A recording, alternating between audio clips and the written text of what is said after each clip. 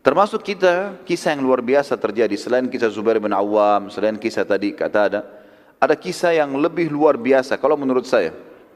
Kisah ini luar biasa dan ini dua orang ini saya favoritkan di dalam hidup saya pribadi.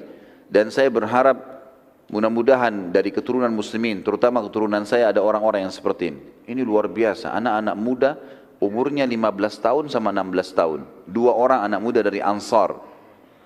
Namanya Mu'adz ibn Afra dan Auf ibn Afra. Ayah mereka namanya Afra, dikenal dengan dua anaknya Afra, dua anak laki-laki. Mu'adz kakak umurnya 16 tahun, Auf adik umurnya 15 tahun.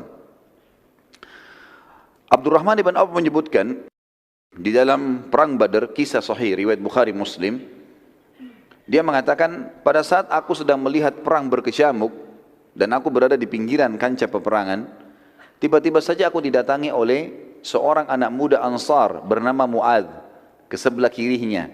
Lalu berkata, "Hai paman, mana Abu Jahal?" Kata Abdurrahman, "Kenapa kau tanya Abu Jahal?" Dia bilang, "Saya dengar dia orang yang paling menyakiti Nabi SAW waktu di Mekah." Kata Abdurrahman, "Iya benar. Apa yang kau mau lakukan?" "Saya mau bunuh paman." Jadi anak muda ini bukan nyari prajurit-prajurit biasa, mana kepalanya itu? Kepala orang kafir nih, pimpinan perang itu memang kebetulan Abu Jahal panglima perangnya. Pimpinannya, kalau muslimin dipimpin oleh Nabi SAW, kalau Quraisy di perang Badar dipimpin oleh Abu Jahal. Maka kata Abdurrahman, nanti kalau saya lihat dia, saya akan tunjukkan. Karena Mu'adz belum pernah lihat Abu Jahal. Kata Abdurrahman, baru saya selesai bilang itu, datang adiknya dia, Auf, di sebelah kanan saya. Seakan-akan mereka memang tidak saling tahu nih. Mengucapkan kalimat yang mirip, "Wahai paman, mana Abu Jahal?" Kata Abdurrahman, "Kenapa kau tanya Abu Jahal? Ini perang lagi berkecamuk, kakaknya lagi sibuk menunggu melihat, dia tidak lihat adiknya. Ini tidak janjian ya." Kemudian Abdurrahman bilang, "Kenapa kau cari Abu Jahal?" Dia bilang, "Saya dengar Rasulullah SAW paling disakiti di Mekah oleh dia. Terus apa yang kau mau buat?" "Saya mau bunuh." "Baiklah, nanti kalau saya lihat saya akan tunjukkan kepadamu." Kata Abdurrahman, tidak lama kemudian tiba-tiba di pasukan musuh terlihat itu. Terlihat ada pasukan Quraisy datang, di tengah-tengah pasukan ada Abu Jahal. Abu Jahal dikatakan oleh Abdurrahman, demi Allah semuanya dari kepalanya sampai kakinya besi. Enggak kelihatan kecuali matanya. Sudah gitu dikumpul-rumuni oleh pasukannya lagi. Banyak sekali. Melingkar, mengelilingi dia. Maka saya bilang, itu Abu Jahal. Kata Abdurrahman, begitu saya ucapkan itu Abu Jahal, demi Allah, kedua anak muda ini, Mu'adz dan Auf adiknya, seperti anak panah yang terlepas dari busurnya. Cepat sekali. Menyerang semua pasukannya Abu Jahal. Dan karena mereka kelabakan, tidak sangka dua orang menyerang sekian ratus orang, gitu kan? Akhirnya kelabakan nih. Kacau balau, mereka terus menebas sana sini sampai mereka berdua berada di depan Abu Jahal dan keduanya menebaskan pedangnya ke arah Abu Jahal. Tapi karena Abu Jahal di atas kuda dan mereka berdua ini berjalan, gitu kan, berlari, maka pedangnya mengenai bagian paha dan saking kerasnya tebasan tersebut sampai akhirnya paha Abu Jahal sempat sobek, berdarah dan jatuh dari kuda. Si Auf, si adik ini sempat mati syahid dibunuh oleh Ikrimah bin Abi Jahal. Waktu itu Ikrimah masih dalam keadaan kafir. Nanti tentu setelah pembebasan kota Makkah, Ikrimah masuk Islam. Dan beliau mati syahid di perang Yarmuk. Ada kisahnya sendiri yang luar biasa juga. Waktu itu masih dalam keadaan kafir. Anaknya Abu Jahal, dia menyerang Auf, Auf mati terbunuh, si adik. Si Mu'adz berusaha melarikan diri karena Abu Jahal sudah kena. Tangkis sana sini, lepas dari peperangan. Begitu dia keluar, rupanya ada satu orang kafir atau beberapa orang kafir yang menebaskan pedang ke tangan kanannya dan sempat ketebas. Akhirnya tangannya seperti tergantung tangan kanannya. Dia pun keluar dari kancah peperangan. Dia enggak berhenti teman-teman sekalian. Perhatikan semangat sahabat mengejar surga ini. Dan keyakinan mereka kalau mati itu datang bukan karena sebabnya, tetapi karena ajalnya datang. Karena sebab-sebab kematian banyak. Orang bisa ditabrak kendaraan, orang bisa menghadapi kebakaran, bisa tenggelam. Tapi kalau ajal belum datang, nggak bakal mati. Pasti akan diselamatkan, terselamatkan dengan sendirinya.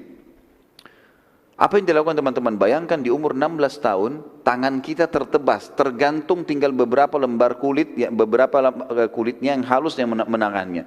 Yang dia lakukan dia buka imamahnya, lalu diikat sama dia. Tangannya disatukan, tangan kanannya diikat sama dia di punggungnya dengan imamahnya supaya bisa bertahan. Lalu dia masuk lagi nyerang dengan tangan kirinya.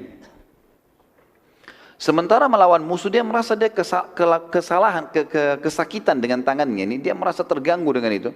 Dia keluar dari kancah peperangan, imamahnya dibuka, tangannya diinjak sama dia, ditarik, dikeluarin tangannya, karena sudah mengganggu nih, nggak bisa berfungsi lagi. Setelah itu dia masuk menyerang teman-teman sekalian umur 16 tahun dengan tangan kirinya sampai terbunuh mati syahid. Dua anak muda yang luar biasa ini, ya. Di sini teman-teman sekalian, karena perilaku dua orang ini, ulama sepakat bahwasanya kekalahan musyrikin setelah izin Allah di Badar, selain janji Allah, adalah perannya dua orang ini. Kenapa? Karena ternyata setelah Abu Jahal jatuh dan orang-orang kafir Quraisy tidak ada yang bisa mengobati karena besarnya sobekan di pahanya dan berdarah banyak, akhirnya mereka kelabakan gara-gara itu. Pimpinannya sudah luka. Dan mereka takut, khawatir jangan sampai dari pasukan muslimin keluar lagi dua orang seperti ini yang menyerang tiba-tiba. Akhirnya Abu Jahal diurus, dirawat, dikeluarkan dari kancah peperangan oleh mereka, dan muslimin berkecamuk lagi peperangan, masih berperang yang lain. Kita masuk sekarang juga di antara kisah teman-teman sekalian kematian Abu Jahal, Fir'aunnya umat ini. Kita review kembali masuk ke kancah peperangan. Jadi waktu tadi kakinya ditebas oleh Mu'adz dan Auf ibn Afra. Maka pada saat ditebas berdarah dia jatuh. Rupanya orang-orang meninggalkan dia. Sempat ada riwayat yang mengatakan dia dibawa ke pinggiran pasukan. Mereka mau berusaha obati nggak bisa karena darahnya ngucur terlalu banyak. Sementara pasukan kocar kacir, maka yang berusaha juga mengurus dia melarikan diri. Maka Abu Jahal tinggal sendirian waktu itu. Berumuran darah semua, tidak bisa jalan lagi. Pada saat itu teman-teman sekalian, Nabi SAW memerintahkan cari Abu Jahal. Ada di kancah peperangan orang itu. Gitu kan? Maka para sahabat mencarinya. Abu Jahal dicari di korban-korban. Sahabat Nabi Abdullah bin Mas'ud, tadi yang kita ceritakan postur tubuhnya sangat kecil. Dulu ini Abdullah bin Mas'ud termasuk orang yang dilemahkan di Mekah. Orangnya sangat kurus dan dia cuma tugasnya menjual jasanya untuk gembalakan kambingnya orang. Radhiyallahu anhu. Tapi itu Islam tidak lihat, Islam lihat keimanannya. Abdullah bin Mas'ud adalah ulama yang muslimin setelah masuk Islam, gitu kan. Abu Jahal salah satu orang yang suka menyewa jasanya Abdullah bin Mas'ud dulu di Mekah. Suruh gembala-gembalaan kambing, bayar, gitu kan. Maka Abdullah bin Mas'ud ikut mencari dan dia menemukan Abu Jahal dalam keadaan sudah setengah sadar. Udah darah semuanya, udah nggak bisa, lemas sekali. Saat Abdullah bin Mas'ud berdiri di dekat kepala Abu Jahal yang tidak jelas melihat Abdullah berkata, kemenangan di pihak siapa? Dia masih tanya Abdullah bin Mas'ud. Dia nggak tahu nih kalau orang Quraisy kalah gitu. Abdullah bilang, pada Allah dan Rasulnya wahai musuh Allah. Abu Jahal bilang, tidak masalah. Apa ada kemuliaan dari seseorang yang dibunuh oleh kaumnya sendiri dan bukan musuh selain kaumnya? Artinya, walaupun kami kalah, saya juga mati, tetap saya mulia karena saya dibunuh oleh kaum saya sendiri, bukan orang lain. Pernyataan ini sebenarnya orang-orang Arab tahunya adalah bentuk kesombongan. Kalimat ini bentuk kesombongan dalam bahasa Arab. Bisa dibayangkan saat dia mau mati pun dia masih bisa sombong orang ini. Ya. Abdullah bin Mas'ud lalu menaiki dadanya Abu Jahal. Karena Abu Jahal orangnya besar, Abu Mas'ud kecil, naik di dadanya, duduk, gitu kan. Dan tujuannya ingin memenggal kepalanya Abu Jahal. Ini mau ditembas nih, bawa ke Nabi, ya Rasulullah ini orangnya, gitu. Ternyata Abu Jahal mengenali wajah Abdullah bin Mas'ud, sudah dekat kelihatan. Ini penggembala kambing saya dulu di Mekah ini. Maka dia berkata pada Abdullah, bukankah kamu dahulu yang mengembalakan kambing-kambing kami? Abdullah menjawab, iya benar. Abu Jahal bilang, sungguh kamu sudah melakukan perbuatan yang sangat tidak pantas dengan orang yang tidak sederajat denganmu wahai pengembala kambing. Jadi sebenarnya ulama bilang, perkataan ini mirip begini, sungguh engkau telah menaiki gunung, perkataan Abu Jahal begini, maaf. Dia bilang, sungguh kamu sedang berada di atas gunung yang kekar, wahai pengembala kambing.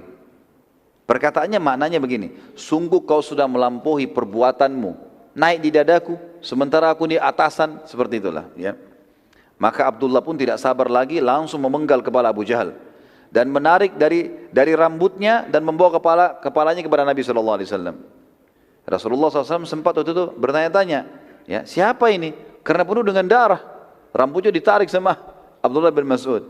Kata Abdullah bin Mas'ud, musuh Allah wahai utusan Allah. Ini Abu Jahal, gitu kan.